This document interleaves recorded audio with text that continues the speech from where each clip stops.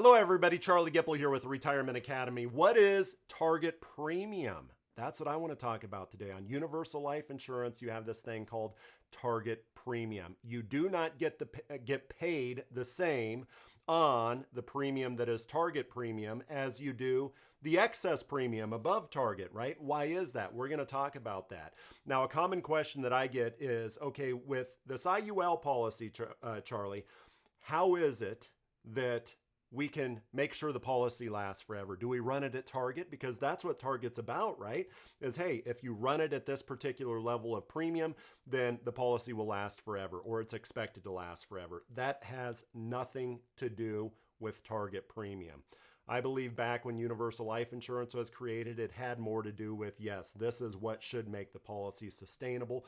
But today, what target premium is it's merely something that your commission is based on. You are paid differently on the target premium, the premium attributable to target, than you are above and beyond that target premium. So like in the IUL world today, 80% of IUL is for the purpose of accumulation, which one would then surmise that like 80% of IUL is maximum funded, right? Which means not just funded at target, not funded at the minimum premium, which there is a minimum premium as well that these policies have, but not funded at the minimum premium, not funded at target, but funded beyond that. Why would one want to max fund a policy? I discussed that in another video, but I digress. Let's talk about target premium. Now, in order to talk about target premium and really how it affects your commission, it's important to know how insurance carriers make their money on a life insurance policy, right?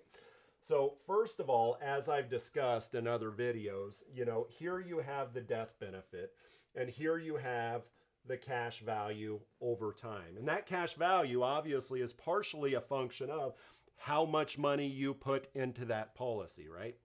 Now, insurance carriers make their money off of two primary areas. The first area is cost of insurance charges, right? Cost of insurance charges. And those cost of insurance charges are based off of the difference of the cash value and the death benefit. That is called the net amount at risk, the net amount at risk. From a life insurance company profitability standpoint, I would be willing to bet that insurance carriers would prefer, actually, I know, I'm not willing to bet. Heck, I was in the carriers for 20 years.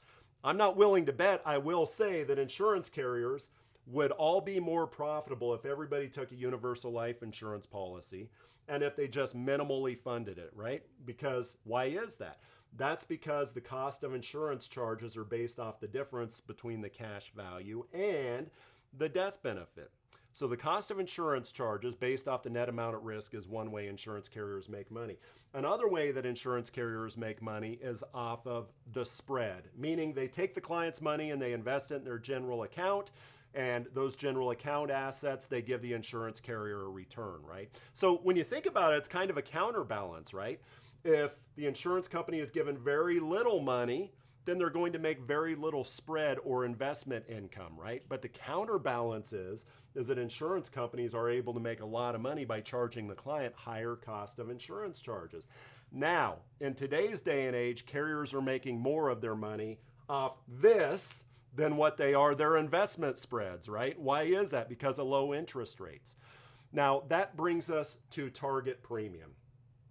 When you have a policy that has a target premium of, let's say, like $1,000 over a year's period of time, you can fund it at $1,000, right? Or you can fund it at, say, $2,000. Usually double the target premium is kind of a good benchmark. Or you could fund it at $2,000.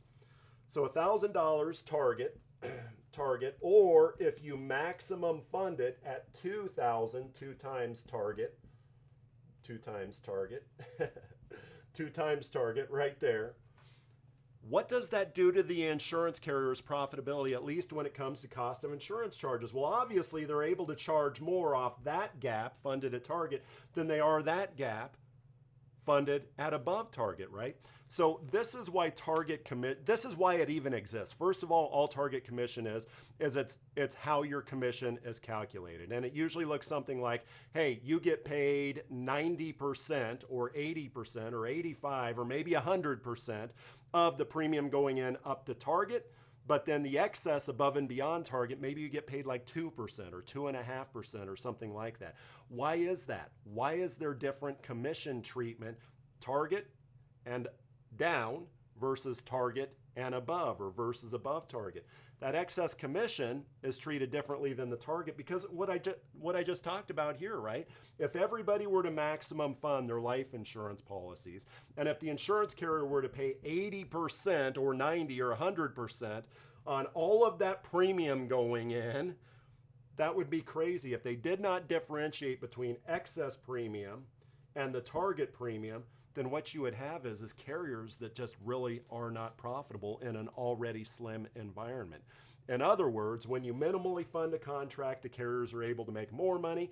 When you maximum fund a contract, they're making less money, at least as it pertains cost of insurance charges.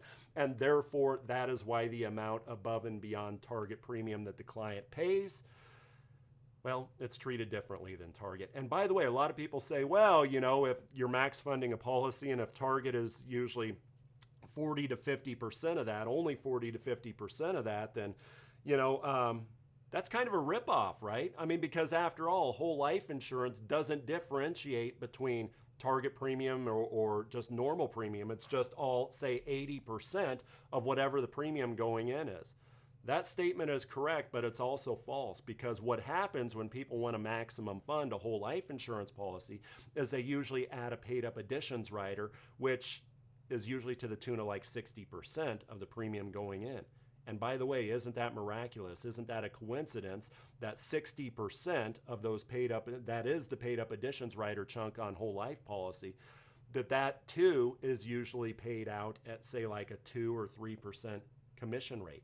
It kind of all comes out in the wash, IUL versus whole life insurance, as we talk about target premium versus the commission difference on paid up additions and the base policy of whole life insurance.